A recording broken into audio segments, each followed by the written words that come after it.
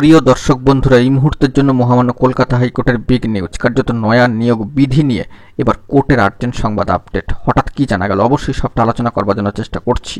তো ভিডিওটিকে শেষ পর্যন্ত দেখবেন, কোনোভাবে স্কিপ করবেন না। অতি অবশ্যই চ্যানেলটিকে সাবস্ক্রাইব করে নিয়ে সঙ্গে থাকবেন। তো চলুন কথাবার্তা না বাড়িয়ে আমরা মূল টপিকেই ফোকাস করি। বন্ধুরা, উঠে আসছে অত্যন্ত গুরুত্বপূর্ণ খবর আপডেট। কার্যত নয়া নিয়মের ক্ষেত্রে শিক্ষকতার অভিজ্ঞতার নম্বর দেওয়া এবং কিছু পদ অবলুপ্ত করা নিয়ে এরাজ্যের জবাব তলব মহামান্য কলকাতা হাইকোর্টের ডিভিশন বেঞ্চের। আগামী সোমবার দিন কিন্তু এই মামলার পরবর্তী শুনানি হতে পারে ডিভিশন বেঞ্চে, এমনটাই কিন্তু জানা যাচ্ছে।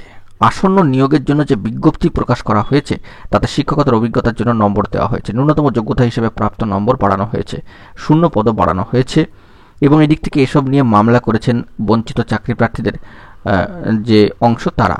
এবং সেই হিসাবে দেখতে গেলে যে তাদের তরফ থেকে সম্মানীয় বিশিষ্ট আইনজীবী মহাশয়রা, সম্মানীয় বিকাশ রঞ্জন ভট্টাচার্য মহাশয়, সম্মানীয় সুদীপ্ত দাশগুপ্ত মহাশয়, সম্মানীয় বিক্রম বন্দ্যোপাধ্যায় মহাশয়, সম্মানীয় ফিরদৌস মহাশয় কার্যত কোর্টে দাবি করেন যে 2016 সালের নিয়োগ বাতিল করে পুনরায় পরীক্ষা নিতে বলেছে মহামান্য আদালত। তাই এই নিয়োগ আদতে 2016 সালেরই নিয়োগ। সেক্ষেত্রে 2016 সালের নিয়োগ বিধি মেনে চলাই কিন্তু নিয়ম, কিন্তু 2016 সালের নিয়োগের ক্ষেত্রে কার্যত 2025 সালের নতুন বিধি আরোপ করা হয়েছে। সুপ্রিম কোর্ট এক্ষেত্রে 2016 সালের শূন্যপদেই নিয়োগ করতে বলেছেন।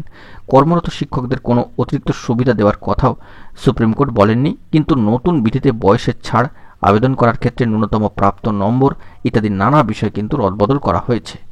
ওই দিন রাজ্য এবং এসএসসির কাছে কোর্ট জানতে চায় নতুন নম্বর যোগ করার সুপারিশ কে করেছে। কোর্টের পর্যবেক্ষণ আমাদের কাছে অর্থাৎ ডিভিশন বেঞ্চ বিবেচনার জায়গা খুবই সংক্ষিপ্ত। আপনারা অর্থাৎ এসএসসি এবং রাজ্য শূন্যপদ বৃদ্ধি করতে পারেন কিনা। প্রসঙ্গত এখানে উল্লেখ্য, বিচারপতি সেন মহাশয়ের মন্তব্য 2016 সালের নিয়োগ বিধিতে অভিজ্ঞতার প্রাপ্ত নম্বর যুক্ত করা হলে তা কি সুপ্রিম কোর্টের আদেশ অমান্য নয়। এসএসসি কোর্টে জানায় নতুন বিধিতে অভিজ্ঞতার জন্য নম্বর যুক্ত করা হয়েছে। বিধি তৈরি করে রাজ্য, এসএসসি শূন্যপদের বিজ্ঞপ্তি দেয়।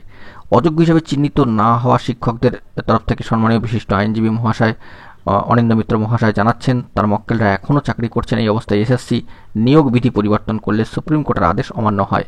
রাজ্য নিজের মতো করে নির্দেশের বদল করেছে বলেও অভিযোগ তার। 2016 সালের কিছু পদ রাজ্য অবলুপ্ত করেছে, অথচ সেই পদে এখনও শিক্ষকেরা চাকরিরত। এই ধরনের পদক্ষেপ আইনসঙ্গত নয় বলেও দাবি সম্মানীয় বিশিষ্ট আইনজীবীর। অভিযোগের প্রেক্ষিতে রাজ্যের জবাব তলব করেছে কোর্ট।